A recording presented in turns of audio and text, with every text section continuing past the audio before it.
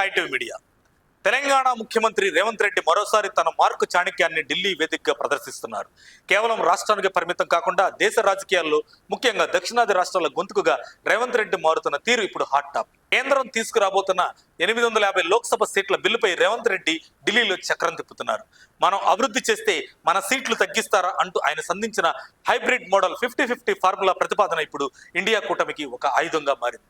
నేడు ఢిల్లీలో రాహుల్ గాంధీతో రేవంత్ రెడ్డి ప్రత్యేకంగా భేటీ అయ్యారు.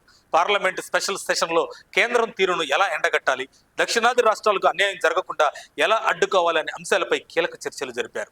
రాజకీయ పోరాటమే కాదు, రైతుల సంక్షేమం కోసం కూడా రేవంత్ రెడ్డి ఢిల్లీలో యుద్ధం చేస్తున్నారు. కేంద్ర ఆహార శాఖ మంత్రిని కలిసి 30 లక్షల మెట్రిక్ టన్నుల ఉడికించిన బియ్యాన్ని వెంటనే సేకరించాలని డిమాండ్ చేశారు. తెలంగాణ రైతుల ప్రయోజనాల విషయంలో తగ్గేదే లేదని స్పష్టం చేశారు. వేం నరేందర్ రెడ్డి ప్రమాణ స్వీకారం తర్వాత రాజ్యసభలో కూడా రేవంత్ రెడ్డి మార్క్ రాజకీయాలకు బలం చేకూరింది. ఢిల్లీలో రేవంత్ రెడ్డి అడుగులు చూస్తుంటే భవిష్యత్తులో ఆయన జాతీయ రాజకీయాల్లో కీలక పాత్ర పోషించబోతున్నారనే సంకేతాలు స్పష్టంగా కనిపిస్తున్నాయి.